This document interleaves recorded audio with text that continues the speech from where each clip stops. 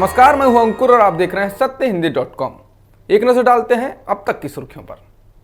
बिहार में आज तीसरे और आखिरी चरण के लिए वोटिंग हो रही है। आज 16 जिलों की 78 सीटों पर मतदान हो रहा है, जिसमें मुख्य तौर पर सीमांचल और मिथिलांचल के इलाके हैं। सुबह 9:30 बजे तक बिहार में कुल मिलाकर 7.61% मतदान हुआ है।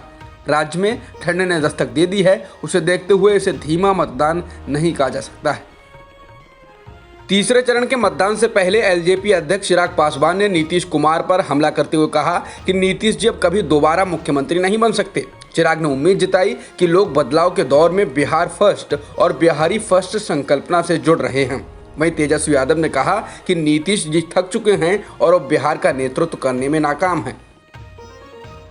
अमेरिकी चुनाव में जो बाइडेन की जीत लगभग तय हो गई है। वो 264 इलेक्टोरल वोट्स पर बढ़त बनाए हुए हैं और इसके अलावा उन्होंने जॉर्जिया और पेंसिल्वेनिया में भी बढ़त बना ली है। पेंसिल्वेनिया में बाइडेन ट्रंप की तुलना में लगभग 30,000 वोट से आगे चल रहे हैं। इन्हीं बढ़त को देखते हुए उन्होंने कहा कि जीत उनकी होने जा रही है।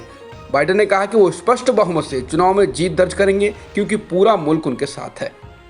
जो बाइडेन ने अपने भाषण में लोगों से धैर्य बनाए रखने की अपील की है। उन्होंने कहा कि हम 24 सालों पर एरिज़ोना जीतने जा रहे हैं और 28 सालों बाद जॉर्जिया। मैं जानता हूं कि इस मुश्किल चुनाव के बाद तनाव बढ़ सकता है, लेकिन हमें शांति बनाए रखना है।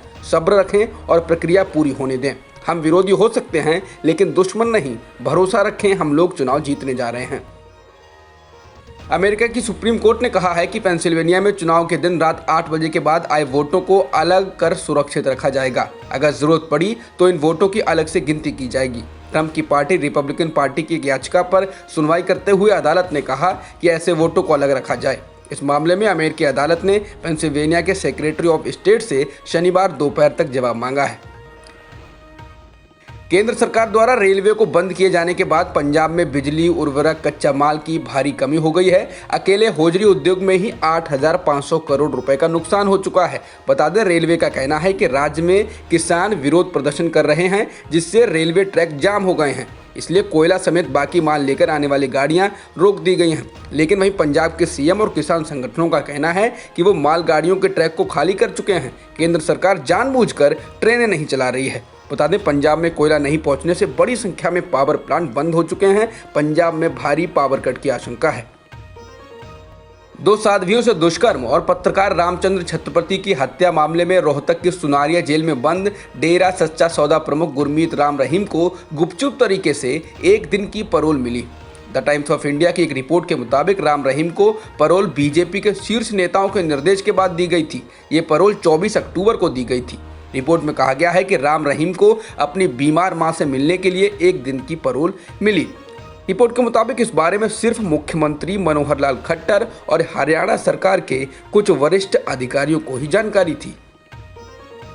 शुक्रवार को आबू धाबी में IPL 13 के प्लेऑफ में एलिमिनेटर मुकाबले में सनराइजर्स हैदराबाद ने बेहद आसानी से रॉयल चैलेंजर्स बेंगलोर को 6 विकेट से हरा दिया। जीत के लिए 132 रन के लक्ष्य को हैदराबाद ने 2 गेंद शेष रहते हासिल कर लिया। वहीं अब हैदराबाद रविवार को दूसरे क्वालिफायर में दिल्ली का सामना करेगी। यहां जो भी टीम जीतेगी वह 10 तारीख को फाइनल में 4 बार की चैंपियन मुंबई इंडियंस का सामना करेगी।